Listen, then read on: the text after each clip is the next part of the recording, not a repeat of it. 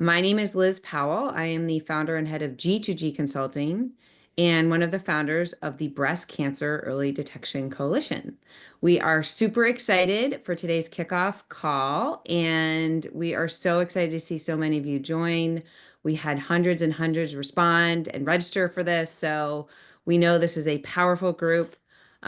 We welcome your questions, your ideas, your input. This is definitely a community endeavor. So, with that, we will give you a little bit of background and then have some other amazing speakers.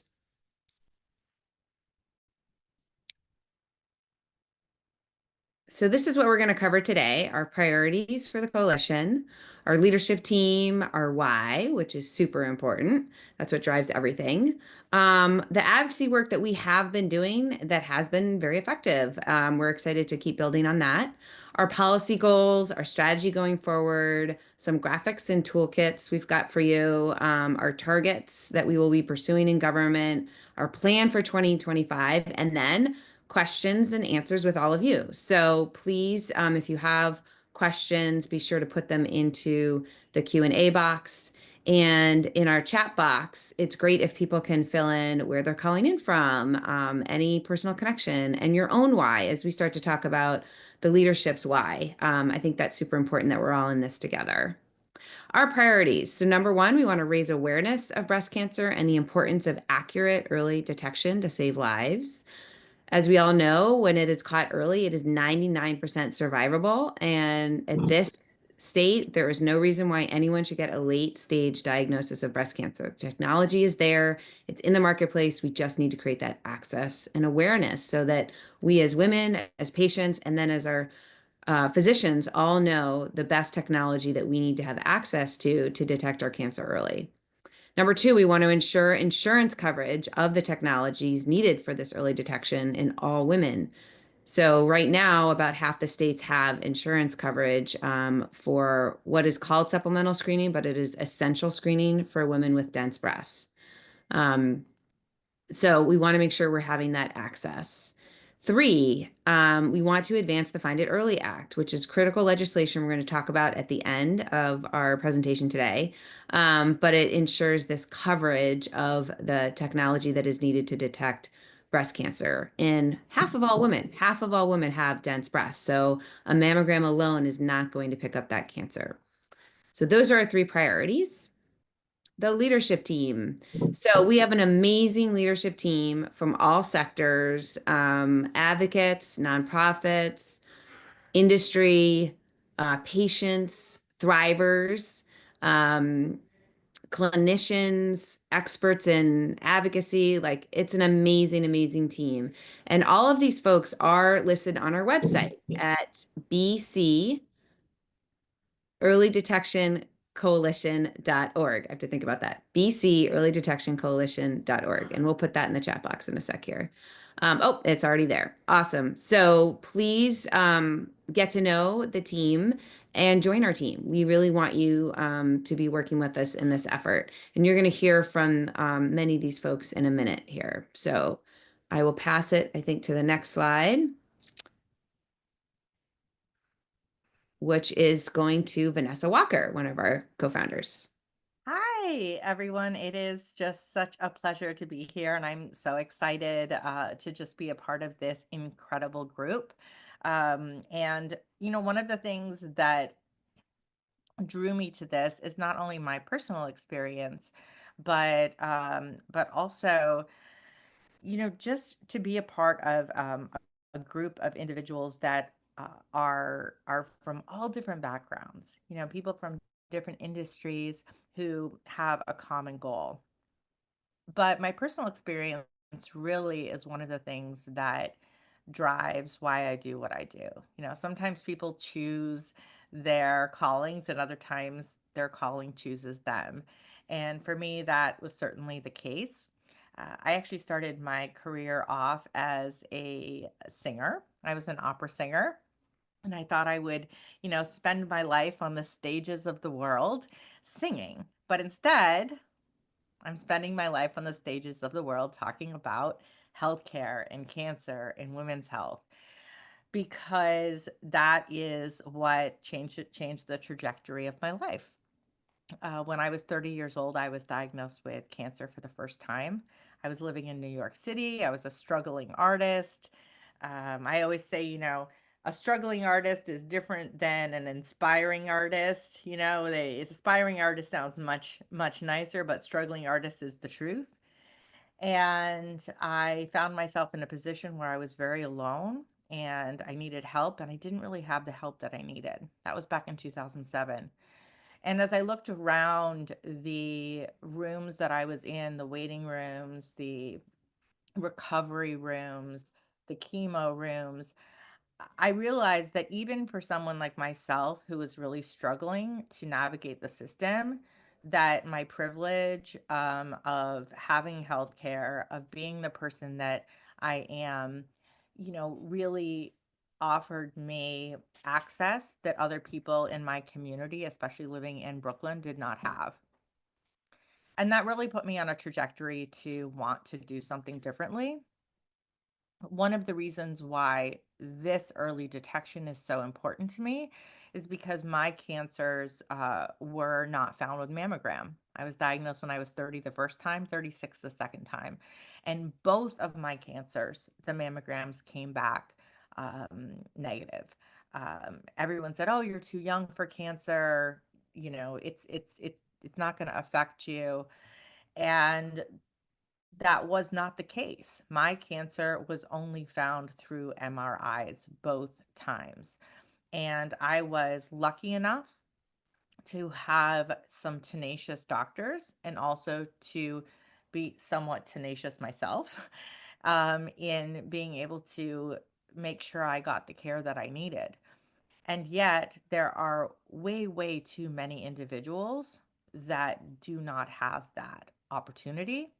And it's not necessary anymore. We now can do better. And so I'm just so grateful that you are all here and joining together with us. And I can't wait for you to meet all of the individuals that are going to speak today on this call and on future calls. So I'm going to pass it over to the next individual to share their experience. Thank you, Vanessa. Hi, everyone. I am Sally Wolf. I am especially thrilled to be here today of all days because it happens to be the 9-year anniversary of my first cancer diagnosis. And my diagnosis followed a clean mammogram. I was so lucky because I also had a sonogram, which revealed one tumor, and then a subsequent MRI revealed a second. And I am one of so many, as Vanessa already mentioned, where the mammogram is ineffective because I had dense breast tissue. At the same time, I saw my immense privilege, first as I navigated an early stage breast cancer diagnosis, and then since April 2018, 6.5 years ago, since I began living with a metastatic stage 4 breast cancer, all on the heels of that clean mammogram. In the years since, I've leaned heavily personally into a background I had as a media executive to bring my story and this broader story and message to places like Good Morning America, Anderson Cooper, Allure, and most recently in October, in our Pinktober, I wrote a piece for Cosmo questioning why breast cancer gets such good PR when 42,000 Americans alone are still dying every single year. I've also built a substantial community on LinkedIn where I believe there's untapped potential. So I hope people are putting their links in the chat to connect for advocacy, because it's through LinkedIn that I became connected to the folks on the screen. And as we come together today, see the power of bringing together different backgrounds, patients and policy experts and providers and entrepreneurs, because that's where the true change is going to come from. All of us together leveraging the diversity. So with that, I'm thrilled to be here with all of you and honored to pass it to fellow survivor and badass Sheila McHale.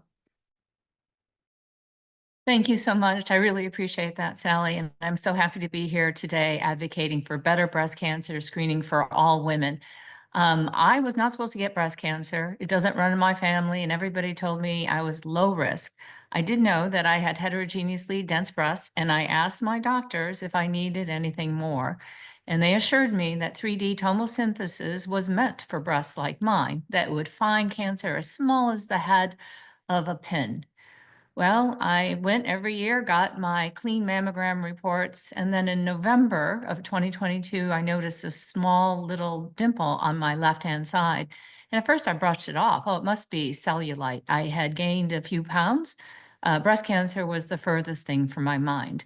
But at the request of my family, I made an appointment, went in for a diagnostic mammogram. And they did the mammogram on both breasts, the right and the left breast.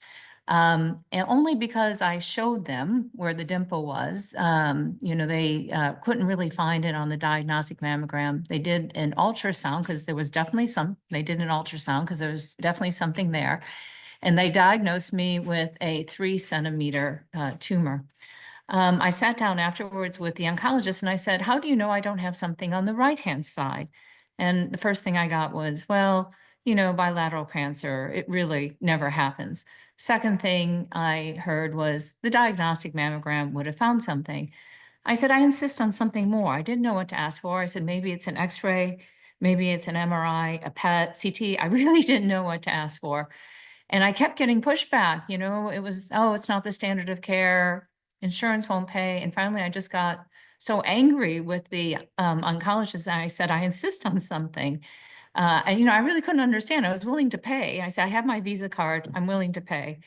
And finally, I got the test. I got a breast MRI. Unfortunately, it found another tumor, 3 centimeters, that hadn't been discovered by the diagnostic mammogram. Since that time, I've gone back and I went to Duke, right, the cancer center for my screening. So it wasn't a small rural hospital. It should have been one of the best. And I asked the head radiologist for breast imaging, why did this happen? And she told me, well, insurance in our state doesn't cover the supplemental screening. And so it's not part of the routine process. They don't give it to women. You really have to fight to get the additional screening. So I've tried in my state to get legislation passed so we could be among the 30 other states that have expanded insurance coverage for supplemental screening. I failed. I worked with Susan G. Komen and we failed to get legislation passed. I then went to the state treasurer's office to try to get the state employees healthcare plan expanded. Again, it was a fight. Blue Cross Blue Shield in our state and other insurance companies do not want the additional insurance coverage. So we need a national legislation. Insurers won't step up. And the only people who are suffering are patients. We should all be entitled to an early stage diagnosis when the treatment is less severe and our life expectancy is not impacted by a late stage diagnosis. So that's why I'm part of this effort. And I now turn it over to the next speaker. We are super excited to have Claire from the Brem Foundation, and she's going to share a little bit about all of the amazing work that they are doing. Thank you. And first of all, good morning, good afternoon. And it's humbling, I will say, to have to follow that list of incredible speakers, people who are survivors and thrivers. And I salute everyone that we've heard from so far today. And really just want to shout out this partnership that is growing in early detection of breast cancer. I'm CEO of Brem Foundation to Defeat Breast Cancer. We are DC-based, but with a national reach. We focus entirely on early detection of breast cancer. We do our work through education, access programs in underserved communities, and advocacy. Our advocacy is very much in line with what we've heard today, working to remove the out-of-pocket costs for the the essential screenings necessary to diagnose or rule out a breast cancer. But we also advocate for increased access to genetic testing, access to patient navigation, and a variety of other early detection focused issues. We have a suite of amazing, very user-friendly education tools, which you can find at bremfoundation.org. But truly, I'm just here to say that I'm thrilled to be joining with this passionate group of advocates, partners, and survivors and thrivers to push ahead with this coalition and truly do better by women in early detection of breast cancer.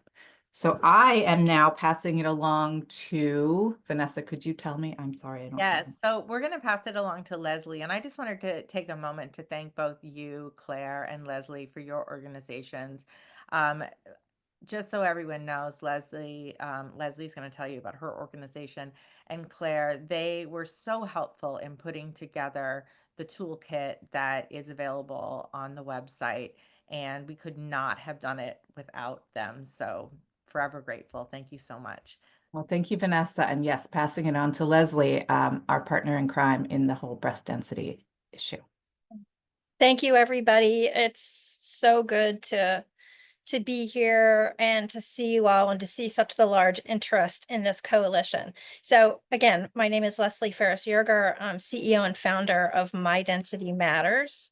And we empower women to find out their breast density, learn their additional screening options, and advocate for themselves. Out of all the things that can be done in the breast cancer space, we do that one thing. But we think that one thing is a big thing. And we do that in a multitude of ways, but consult our website and find out all the different ways that we empower women. But I also want to tell you about the real reason why I get up every morning and do this work. And that is because 7 years ago, I was diagnosed with stage 4 breast cancer 2 months after an all clear mammogram and ultrasound. And that should happen to no one. That should happen to no one. No one should ever hear that. And at first I thought, oh, it was just a weird, quirky thing that happened to me, until I learned that this is very much a systemic problem. And I don't want my story to become anybody else's story. And that's really why I do what I do every single day.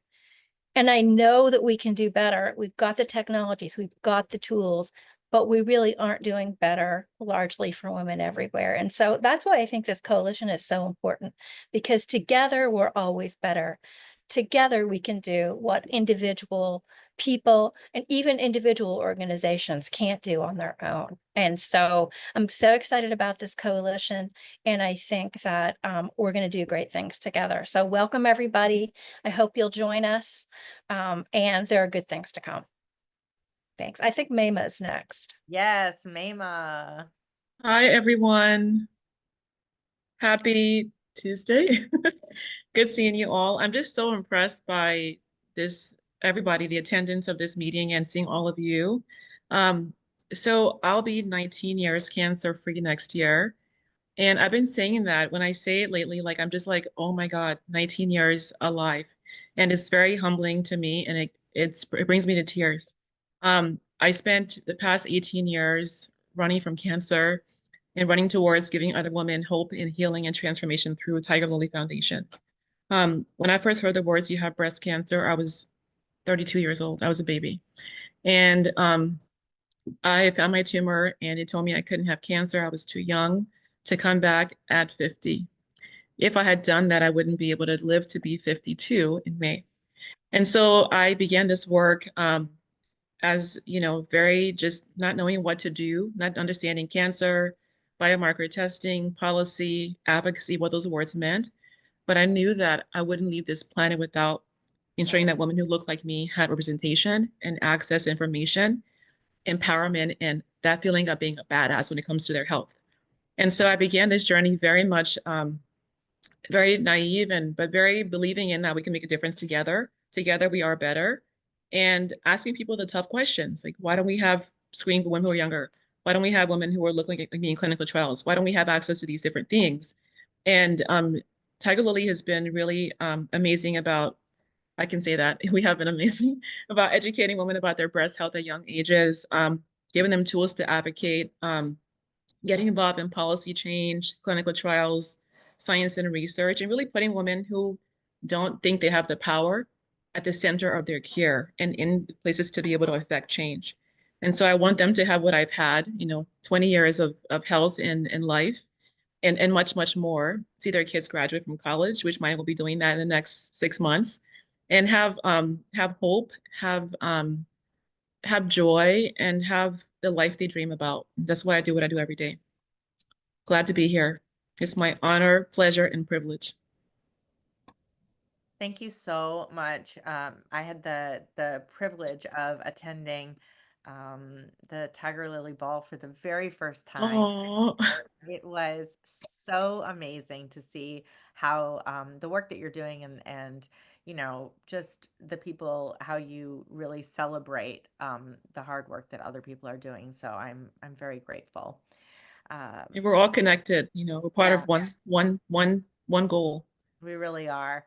And one of the things that I was so impressed when I first met Liz, and now I feel like we're, tethered for life, whether she likes it or not, is that she really had this vision of not just keeping ourselves in our silos of nonprofits and lobbyists and for profits and innovators, but bringing us all together. And Mema said it so eloquently that we are in collaboration. We are not in competition. And we are here together to make change. And so we are so excited to introduce to you some of our incredible company collaborators. And we're going to start with Smita. Nope, I think we're starting with Linda Oh, Goler-Blount, actually. we're starting with Linda. Thank you, Vanessa. Wow. So, Mayma, I just want to borrow your technical term. There is so much badassery on my screen right now. I am just so thrilled. And if anybody listening thinks advocacy doesn't matter, think again, because you just heard example after example after example of just how important advocacy is. I'm Linda Goler-Blount, president of the Black Women's Health Imperative. We just celebrated last year 40 years of being the only national organization focused on Black women's health. And you all have heard the statistics about how Black women die 42% more from breast cancers compared to white women. But let me tell you something. If a Black woman and a white woman have the same breast cancer, the same diagnosis, and get the same treatment, they will have the same outcomes. There is nothing biologic or genetic about being a Black woman that would cause her to die more from breast cancer. So what we have to do is find it early. Black women get breast cancer on average 5 to 7 years younger than white women. Our current guidelines now say screen starting at 40, but there was a point not too long ago when the U.S. Preventive Services Task Force wanted to raise the age to start looking for breast cancer to 50. And had that happened, another 1,300 Black women would have died every year from breast cancer. That year, I was in 30 meetings advocating to keep breast cancer screening at 40. And in 29 of those meetings, I was the only Black person in the room. But I happen to know the data, and that's what helped.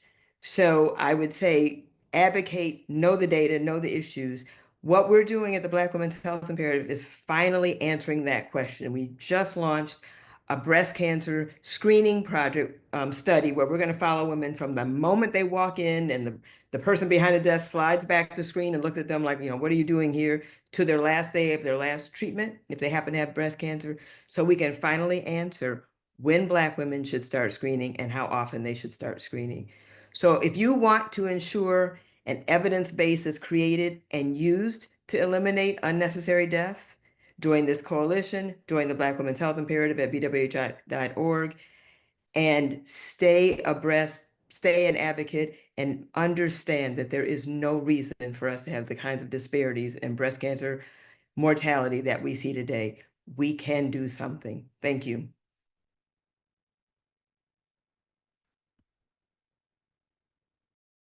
Hi, everyone. I'm thrilled to be here, honestly, holding back tears a little bit. So I'm going to tell you why I'm here. I lost my only sister, Nana, to late-stage breast cancer. I lost her within 6 months. She had triple negative. And that's actually the main reason that I'm in this space. On another front, I had partnerships at a company called UE Life Sciences, and we're a women's health company. And we've created the iBreast exam and selfie, both early detection tools. And we already offer these in 12 countries globally, and we've scanned over 2 million women. But I really do want to talk about the significance for UE Life Sciences at the coalition. So I had my first day at the Hill, first day ever at the Hill, thanks to Liz and her team a few months ago for the Find It Early Act. And I just saw such a huge significance for my company there at the Hill, because we just didn't know what happens there. So whether you want to say, however you want to put it, whether it's ignorance or just not knowing, it was a huge education tool for us. So how to navigate the actual Hill journey, starting with making appointments, talking to gatekeepers, actual elected officials. All of this was a huge game changer for us, because we realized that through business, a lot of times there's so much frustration because we're trying to do the right thing. All of us here on this call, someone or the other has been affected by breast cancer, whether we've had it ourselves or we've had a loved one.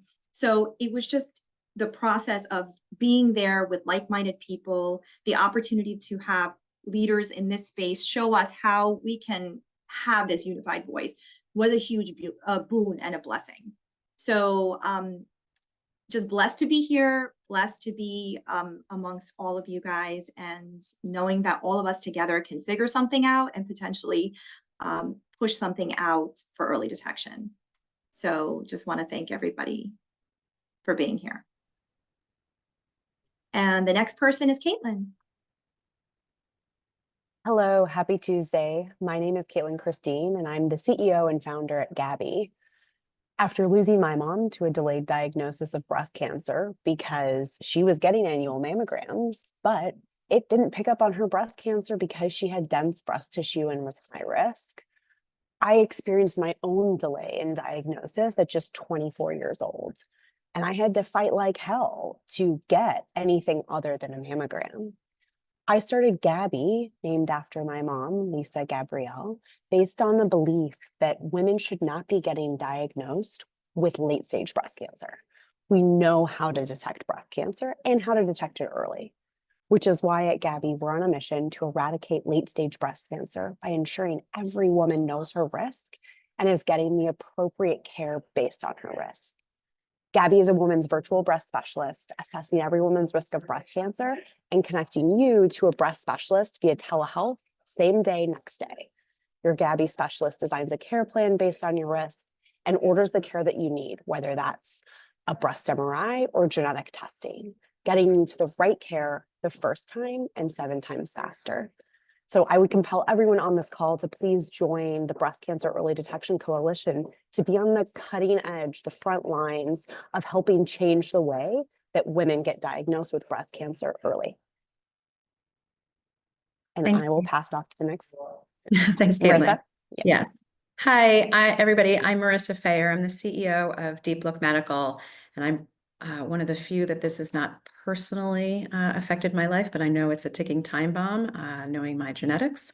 And as the CEO of Deep Look Medical, we're a software technology imaging company that helps detect and visualize and measure abnormalities in mammograms, in ultrasounds and MRIs, specifically in dense tissue.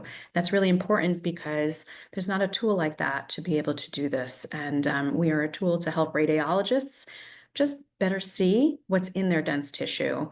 But I mean, I come out of this because collaboration and coordination is enabling the most effective achievement of all of the goals that we have. I am an industry person. I've been working on early detection for 20 years. I was on the development team at Hologic for the first 3D mammography and rolled the first 10 off the production line.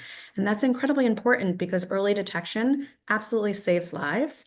And that's what we're all about, making sure that there's access to this early detection and making sure everybody in the US and everybody around the world has this. We have to do this together. It's not individually about any one of our companies. It's not individually about any one of our organizations or anything. We have to all do this together. There's too many women who are diagnosed at a late stage. There's too many women and even men who are diagnosed and don't have family history. And there's too many people that are dying of this disease and they don't have to because they've gotten a late diagnosis. 99% of all breast cancers, if found early, are survivable. And that's incredible. And that's why we do what we're doing here on this coalition. And it's going to affect every single one of us in some way. And if we all work together, not individual in our silos or our companies, that's how we can make change.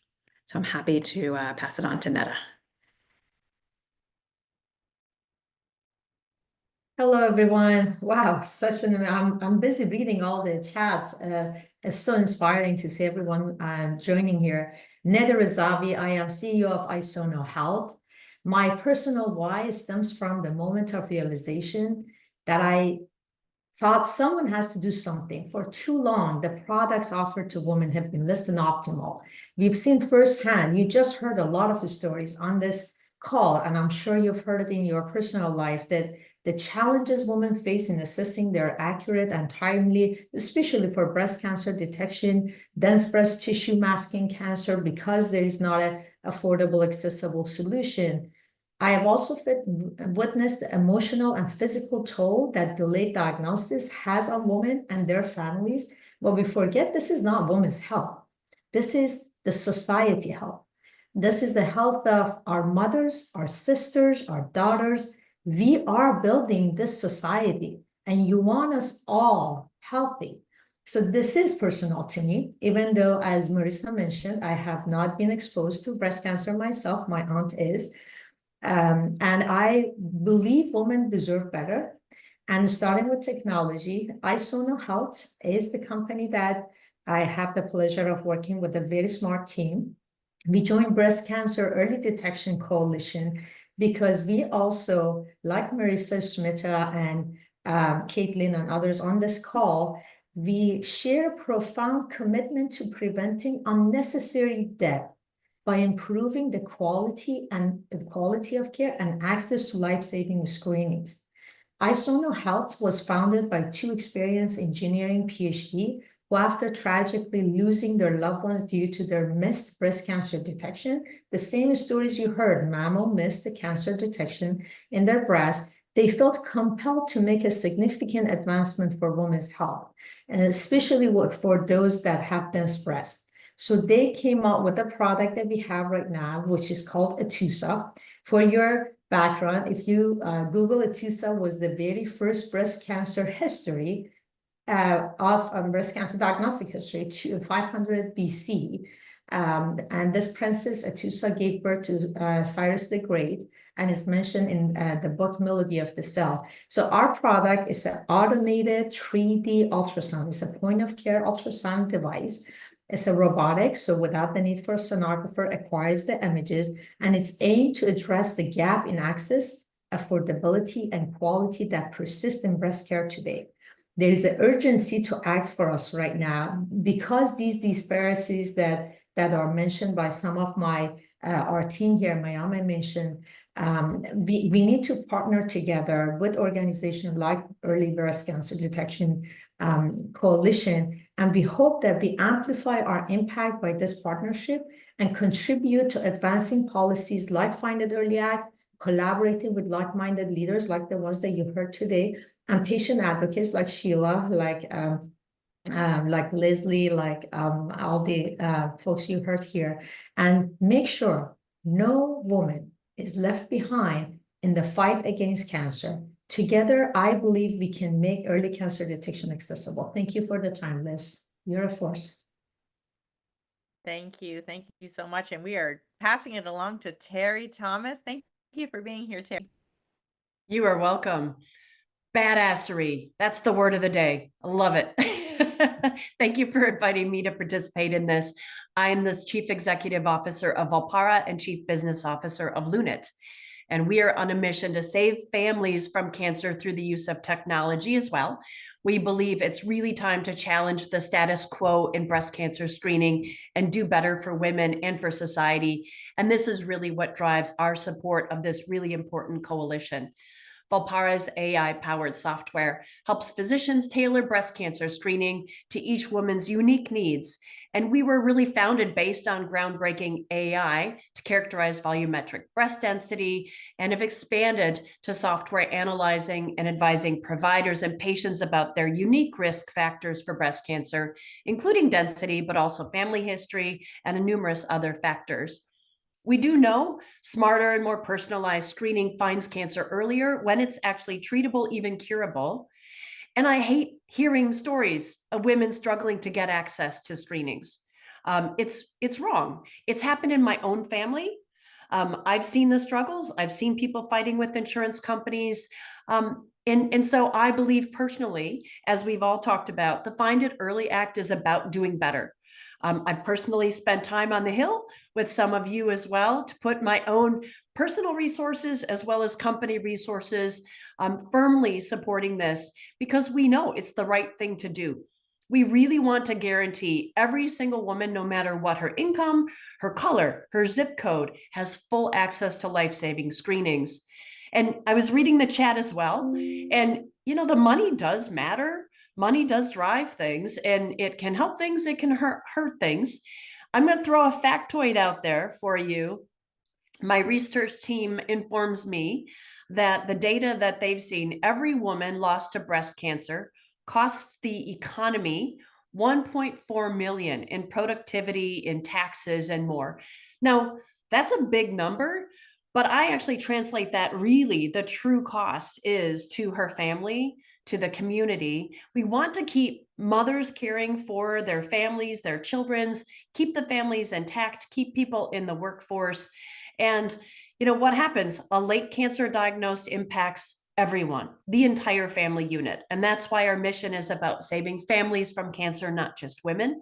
Really, really important to me personally. And I laud all of you who are involved in this coalition on behalf of the families that this impacts. So I do feel like together, if we're united, we really can make a difference, and we can create a future where every woman has access to the tools and access to the screening that she deserves. Thank you. Thanks, Terry. And Reggie, we are so thankful that you are here today, showing up. Breast cancer, men care about breast cancer too. Oh, absolutely. See, I'm just an ally, right? I'm just a fly on the wall, in a room of, powerful women. So I'm just happy to be here. So Reggie Swift, I run Rubik's Life Sciences. And I like to say that we are the sniper rifle of clinical research, or the Marine Corps of clinical research, because what we focus on is that we're both a research catalyst as well as a CRO, right? When I look at disparities, especially in cities like where I am in Lawrence, Massachusetts, right? My building right now is 40 degrees because the AC broke, or the HVAC broke, right? And I take a look at what that equates to patients that are in homes that actually doesn't have resources like this, right? To be able to support themselves, right? So when I take a look at, not just the environment, but as well as, how patients are supported. Well, listen, they're missing all these vital, important, instruments so that they can be able to be seen, be able to go to doctors, and just being able to get diagnosed and actually have clinical research that actually resonates with them. So my goal is to launch our own trials, right? We're launching actually 2 trials next year, one in breast cancer and one in MS, right? We're essentially focused on women, right, female, so we can just overcome the gaps of disparities, right? So that we are going to be able to license IP and assets away from pharma, so that we can actually be able to commercialize our own products, right? So that it can address specific communities and patient subtypes, right? So we just want to be a little bit different than just a normal CRO, right? We want to be a change agent and change maker. And I'm just happy to be able to partner with many of you here and continue to actually fight the good fight. So thank you. Thank you so much. And we want to, it's so important to talk about advocacy, but also link it to evidence. And that leads us to one of our most favorite people, Dr. Matt, who is going to walk us through some of the evidence that is so important. And it really equips us when we go in to talk about these important things. We can bring this evidence with us to use for persuasive arguments. So take it away, Matt. Great, thank you so much. I'm going to share my screen here. I'm really grateful that you've invited a radiologist to join this meeting, and this is something that I've been passionate about for about a decade now, advocating for screening beyond simply mammography for dense breast tissue. I am a clinical breast radiologist and investigator, and a picture is worth 1,000 words, right? And I think this picture tells the story very well. These are the 4 categories of breast density that we assign on a mammogram. And on the left, we have our 2 not dense mammograms. And on the right, we have a heterogeneously and extremely dense mammogram. And this theoretical cancer is present on all of these images. And you can see for yourself how easy it is to detect that here versus in the dense breast tissue. And when we look across the board, about 60% of women in the screening population are not dense, but about 40% of women are dense. And that equates to many tens of millions of women every year in the United States who are undergoing screening with mammography and may not have cancers detected because of that dense breast tissue, which is the entire point of what we're advocating for to improve. The good news is that we have a way to do better. We have multiple ways actually to do better. I'm just sharing a little bit of data from a recent peer-reviewed publication I published that shows that mammography does detect hundreds of thousands of cancers.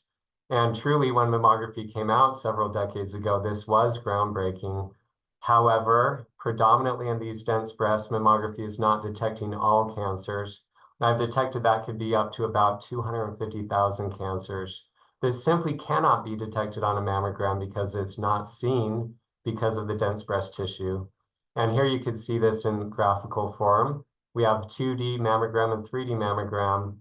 This bar up here is the total amount of cancers that could theoretically be detected. And you see as we add other imaging technologies, our cancer detection improves. I want to show a few images that show mammograms where we simply cannot see the cancer. But for example, here on ultrasound, this cancer is very nicely seen. This is the same case, and this marker is showing where the cancer is on the mammogram. It's in this area of density. You simply cannot see it, whereas ultrasound shows it very nicely. We have other technology as well. This is a molecular breast imaging study showing about a 10-centimeter cancer in this superior breast that you can't see on the standard mammogram. Other technology exists, such as contrast enhanced mammography. This shows this cancer in the left breast very well that we could not see on the mammogram. And breast MRI here, again, a dense, normal-looking mammogram and MRI showing us that more is going on. This is not an exclusive list. There are many on this call who have other imaging technologies. There's non-imaging options that exist. I haven't even talked about artificial intelligence. And this is all super exciting because we have so many tools that can help us. We just simply need to use them and help women access these technologies. Fortunately, I'm happy to report that the American College of Radiology is now coming around. And what I want to draw your eyes to are this green box, usually appropriate. This is the strongest rating the American College of Radiology can give a technology to say women should have access to this. And in the most recent update, they have said that breast MRI is appropriate, usually appropriate, for women who have at least intermediate risk of breast cancer and at least heterogeneously dense breast tissue. The European Society of Breast Imaging also recommends additional imaging with breast MRI. Like I said, there are options beyond MRI, and I'm in favor of any imaging or non-imaging option that can help us detect these cancers early. And so, in summary, we do have this amazing opportunity to improve early detection by increased use to advanced technology. We do have a current gap that exists that's large. 250,000 cancers could theoretically be detected each year in the United States if we're simply using the right technology for the right woman. And legislative action could really be groundbreaking to make this more accessible to others. And so with that, I will end my portion of this, and I'm really grateful to be here again. Hi, everybody. I'm Andrea Wolf. It's a pleasure to be here. So I am thrilled to present the advocacy at work piece based on a lot of the great work that everyone on the steering committee did to push the Find an Early Act forward. But before that, for those who don't know me, I'll just give a brief background as to why I care. My grandmother was 33 when she was diagnosed with breast cancer. My mom was 12. She was told she had 6 months to live. She lived another 40 years. my mom became a breast imaging radiologist and then was also diagnosed at age 37 when I was 12. And before this, I was the CEO of the Bremm Foundation to Defeat Breast Cancer. So, and now as a mom of 4 girls, this is very personal for me. So this is why we all keep fighting, and the advocacy is where we can have a major impact. So we've already done a fair amount of work. On October 12th, we had an online congressional briefing with actual members of Congress, led by Breast Cancer Ruckus, the Bremm Foundation, My Density Matters. There was a strong showing, and I think that actually laid the foundation for having a very, very productive year in between those 2 advocacy efforts. On September 9th, we had really a robust Hill Day and congressional briefing. Our goal that day was to really hit hard before the effective date for the new FDA regulations. And we really were focusing on trying to get a Senate companion bill introduced, which is precisely what happened because of the expert and passionate advocacy that went on in both Republican and Democratic offices that day. There was a bipartisan Senate bill dropped, and we were hopeful that it would progress. It has not, but it is a good place to start in the new Congress. And then finally, on November 21st, we as a group submitted a public comment letter in response to the Health Research Services Administration's new guidelines. And what we did in those comments was be sure, that screening was annual instead of biannual, starting at age 40, not between 40 and 50. And then also our language was to put in a carve out for breast density and make sure that that was mandatory part rather than just a catch-all. So we are going to fight on, which is where I turn this over to Liz, who's going to explain what our current efforts are. Thank you all again, and keep up this incredibly important life-saving work. Yes, amazing, amazing. We have some other leaders on the team. We just are running out of time for everyone to present. So if you could advance the next slide. So I want to also call out Natasha and Akifa, who are key folks. They're on the website. I posted their information in this chat box. The chat box is lighting up. It's amazing. I love all you folks sharing your stories. Very powerful. So our policy goals, education awareness, that's vital for lawmakers as well as patients, clinicians, understanding these different kinds of technologies and why dense breastity is so important and early detection is key. Access is fundamental. If you don't have access to these technologies, they're pointless. So we have to make sure we have that access. Increased screening, greater utilization of all essential screening technologies, passage of the Find It Early Act, which ensures full insurance coverage of all screening needed for early detection in all women. So that legislation was introduced by Congresswoman Rosa DeLauro, Brian Fitzpatrick in the House, and then more recently, Senator Roger Marshall, who's a physician in the Senate, along with Amy Klobuchar.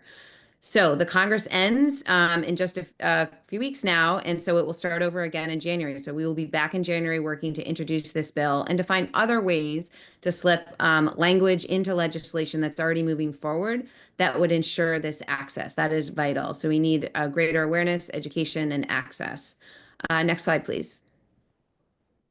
So our lobbying strategy, we're going to monitor. When I say we, the G2G team of lobbyists, we are going to be on Capitol Hill. We'll be tracking everything that's going on, sharing summaries of legislation, and providing action alerts on what you can do as an advocate. We'll be organizing Capitol Hill engagement that includes everything from letters to meetings, testimony, events, congressional briefings on the Hill. We'll do some online events. Submitting to these comment periods is really important with agencies that Andrea was just talking about, the recent one that we did. We want to engage with media and social media, and love that some of you are super powerful in that universe. So we would love to team up with you on that. We want to plan private events with members of Congress where we really can get their full attention and advocate effectively for these issues. Build the grassroots movement, which is all of you, your networks, getting people involved. When we send that action alert, sending in those letters, scheduling a Zoom meeting, getting involved. And then we're going to provide training on how to be an effective advocate. Next slide, please. Our advocate expert is Linda Goler-Blount, who's been doing this for many years, so we'd love to have her share some insights. Thanks so much, Liz. So just briefly, advocacy works.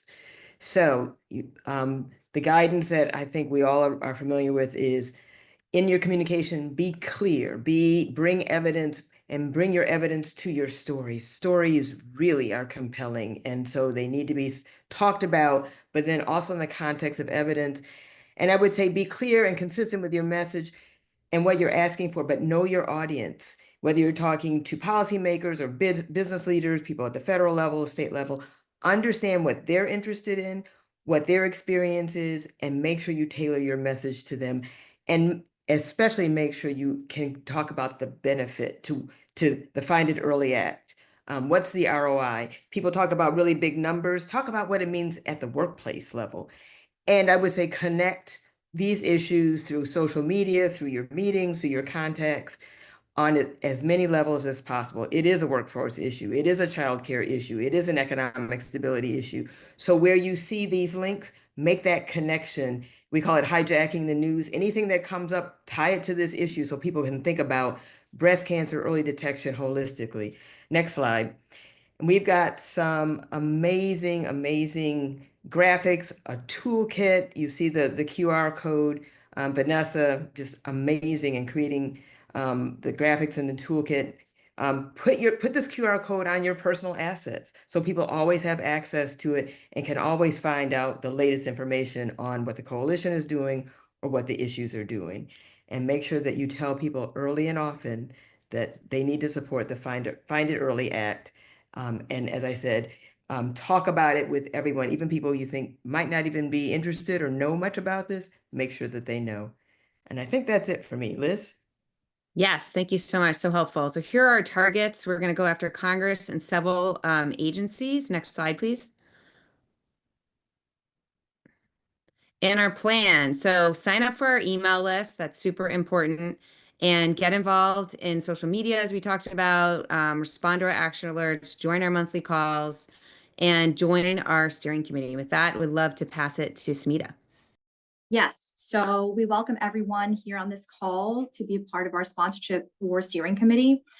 You can find this on our website on the About Us page. Scroll all the way to the bottom and then click on the download partnership information. That'll take you to various options where you can see where you stand as far as options for financially contributing based on the size of your organization. So we have tiers ranging anywhere from $2,000 to $1 million, again, based on how much you want to be involved and how small or large your company is.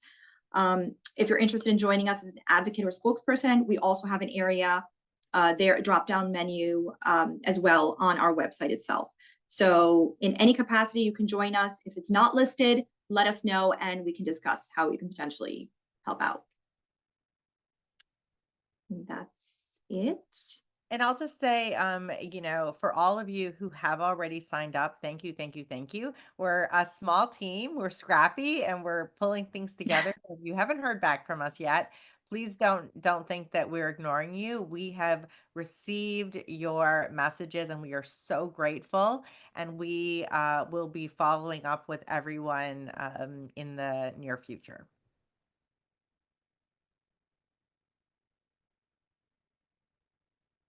I think there was a question, Smita, that I sent you if you wanted to take a question for the panel. Yes. So there's a question here. We've learned standard mammo doesn't catch it all. And now 3D mammo is available DTC for those who pay out of pocket, but also can't catch it all. So are MRIs the gold standard for screening? And if so, are there any DTC MRI options that are more affordable than going via hospitals or outpatient breast cancer centers?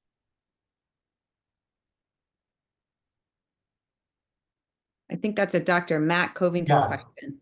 So I can take a crack at this. So I get asked this essentially similar question a lot. And the question is, what imaging test is best? Each imaging test has many pros and cons. And I think really a take-home point is we are advocating for all of them because there is no one size fits all solution. For example, we can tell every woman to get an MRI, but that doesn't mean they will all be able to get one, whether it's due to geography, whether they can't get an MRI for medical reasons, whether they cannot tolerate it. It would be better in my mind to have multiple options presented, an understanding of the pros and cons of each imaging option that exists, and let a patient and her doctor decide for themselves what is best. In some geographies, the best exam will simply be the one that is available, because it can't be expected that every study will be available to everybody. Now, why is the ACR recommending MRI and they have not yet recommended some other options? I think the reason why is A, we have a lot of research about MRI, so it's understood how it works very well. And B, the cancer detection rate is simply really high with MRI. And so if the goal is to detect a breast cancer early, MRI is certainly a good option to help with that. On the other hand, MRI is not perfect for many reasons. So I'm going to take a bit of a cop out, but I think the message is really accurate, that we're not aiming for a one size fits all solution here. We are advocating for options. And until options exist widely, women will continue to be underserved who have dense breast tissue. Thank you, Dr. Welcome. Compton. Any other input there? Thank you so much, Doctor. Just one question. Can you explain the timing on the act? Is there any urgency due to the new administration, Liz? So we've been doing a final push in case we could get it into some year-end package, but it's looking unlikely. So continuing your advocacy still matters, though, because we'll be back in January to get these members to reintroduce the bills and then build up a lot of co-sponsors. And I think we should be able to move faster next year because there's so much more momentum now. Just in the past few months, there's been lots of more folks signing up as co-sponsors, which is what gives that momentum to bring it to the floor for a vote. And I think we're at one, so I think we're at a wrap. So thank you all for dialing in. Please sign up. We've posted all the links in the chat box there. And this is just the beginning. We're going to have lots of calls starting out that second Wednesday of the month in January. So join us on January 8th. And please be part of the movement, part of this advocacy effort. And together we can truly make a difference. So thank you all so much. Truly appreciate it. Thank you. Thank you. Thank you, everyone.